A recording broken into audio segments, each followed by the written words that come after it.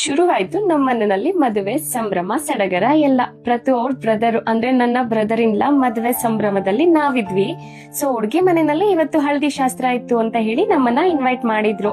ಅವ್ರ ಮನೆಯಲ್ಲಿ ಆಲ್ಮೋಸ್ಟ್ ಎಲ್ಲಾ ಪ್ರಿಪರೇಷನ್ಸ್ ಮುಗಿಸ್ಕೊಂಡಿದ್ರು. ನಾವು ಹೋಗಿ ಹಳದಿನ ರೆಡಿ ಮಾಡಿ ಕೊಡ್ಬೇಕು ಅಂತ ವೇಟಿಂಗು.